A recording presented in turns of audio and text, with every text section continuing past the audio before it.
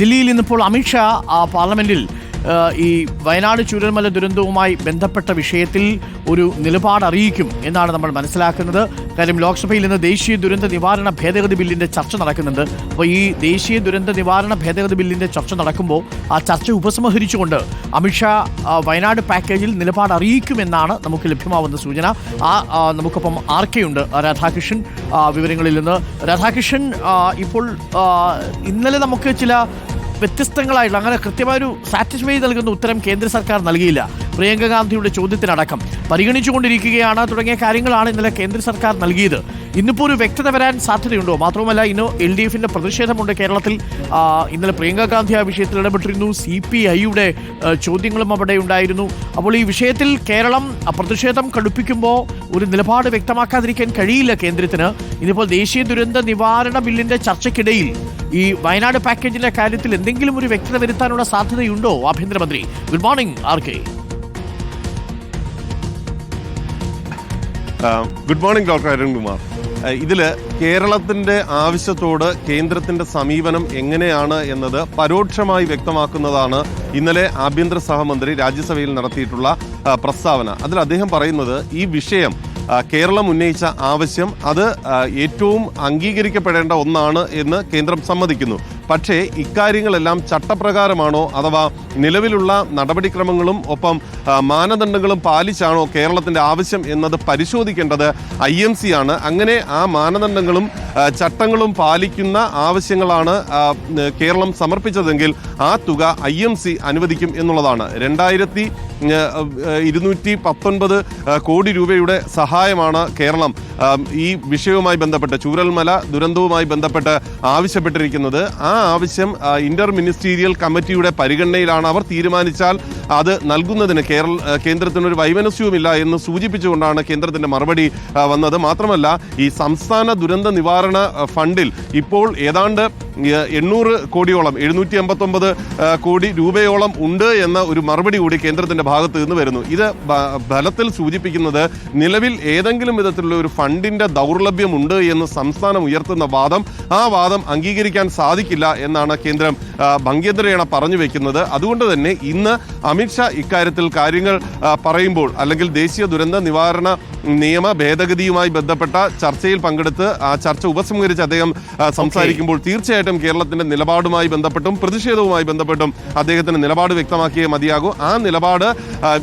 നമ്മൾ ഉന്നയിച്ചിരിക്കുന്നത് L3 കാറ്റഗറിയിലേക്ക് ഈ ദുരന്തം ഉൾപ്പെടുത്തണം, ആവശ്യമായിട്ടുള്ള സഹായം അതിന്റെ അടിസ്ഥാനത്തിൽ ലഭ്യമാക്കണം എന്നുള്ളതാണ്.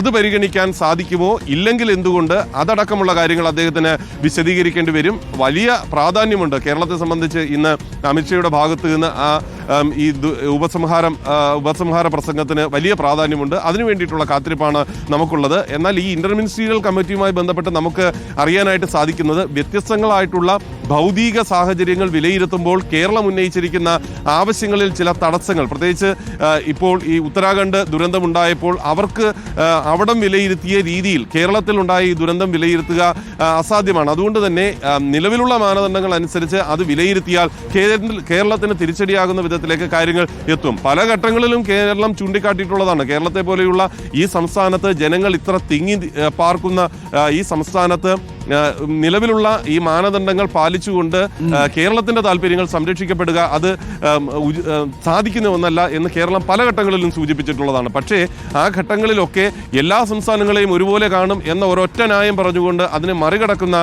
കേന്ദ്രം നിലവിലുള്ള സാഹചര്യത്തിൽ ഏറ്റവും ആവശ്യമായിട്ടുള്ള ചൂരൽമല ദുരന്തത്തിൽ ഏറ്റവും ആവശ്യമായിട്ടുള്ള സംസ്ഥാനത്തിന്റെ സഹായ അഭ്യർത്ഥന അത് വൈകിക്കുന്ന ഒരു സാഹചര്യത്തിലേക്ക് ആ മാനദണ്ഡങ്ങളുടെ ഒരു വ്യാപ്തി എത്തിക്കുന്നു എന്നത് വളരെ ദുഃഖപൂർണമായിട്ടുള്ള കാര്യമാണ്. അതിനെ എങ്ങനെയാണ് കേന്ദ്ര ആഭ്യന്തരമന്ത്രി മറികടക്കാനായിട്ട് സംസ്ഥാനത്തെ സഹായിക്കുന്ന 2002 കോടി രൂപ മറ്റുമാണ് കേരളം ആവശ്യപ്പെട്ടിരിക്കുന്നത്.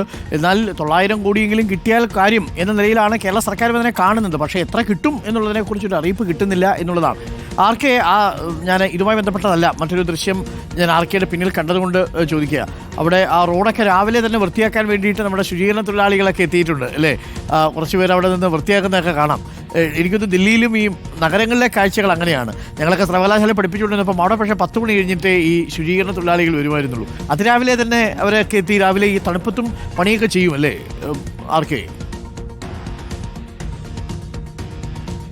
തീർച്ചയായിട്ടും ഡോക്ടർ അരുൺകുമാർ, ഡൽഹി ഭയങ്കര മലിനീകരിക്കപ്പെട്ട ഒരു നഗരമാണെന്ന് പറയുമ്പോഴും ഡൽഹിയിലെ ശുചീകരണ തൊഴിലാളികളുടെ കാര്യം നമുക്ക് ഏവർക്കും എടുത്തു പറയേണ്ട ഒന്നാണ്. ഇവരെല്ലാം വരുന്നത് വലിയ ഒരുപക്ഷെ എത്ര തണുപ്പാണെങ്കിലും എത്ര ചൂടാണെങ്കിലും രാവിലെ 4 മണിക്കൊക്കെ അവരെത്തി ശുചീകരണ പ്രവർത്തനങ്ങളിൽ പങ്കാളികളാകുന്ന ഒരു കാഴ്ച നമുക്ക് എല്ലായിടങ്ങളിലും ഡൽഹിയിൽ കാണാൻ സാധിക്കുന്നു. പ്രത്യേകിച്ച് ഈ ശുചീകരണ യജ്ഞം ഈ കേന്ദ്ര സർക്കാരിൻ്റെ ഭാഗത്തു നിന്ന് വന്നതിന് ശേഷം ഡൽഹി നഗരം വൃത്തിയായിട്ട് സൂക്ഷിക്കുക എന്ന ഒരു ലക്ഷ്യത്തിന്റെ അടിസ്ഥാനത്തിൽ ഇവരെ പലയിടങ്ങളിലായിട്ട് ചുമതലപ്പെടുത്തിയിട്ടുണ്ട്. ഇവർ ഈ തൂക്കുന്നത് മാത്രമല്ല, ഈ തൂത്തതിൻ്റെയൊക്കെ മൊബൈലിൽ അവരുടെ ഫോട്ടോ എടുത്ത് അപ്ലോഡ് ചെയ്താൽ മാത്രമേ ഇവരുടെ ഈ ചെയ്ത പ്രവൃത്തിക്ക് അവർക്ക് അതിൻ്റെ പണം കിട്ടുന്ന വിധത്തിലേക്ക് എത്തുകയുള്ളൂ. അപ്പോൾ അതുകൊണ്ട് രാവിലെ തന്നെ ഇവിടെയൊക്കെ എത്തി ഈ ശുചീകരണ പ്രവർത്തനങ്ങൾ റോഡ് അടക്കം വൃത്തിയാക്കിക്കൊണ്ടാണ്. ഇത് സ്ത്രീകളടക്കമുള്ള 100 കണക്കിന് ആളുകളുണ്ട്. NDMC-യുടെ കീഴിലാണ് ഇവർ ഇതിൻ്റെ പ്രവർത്തനം ചെയ്യുന്നത്. അങ്ങനെ ഒരു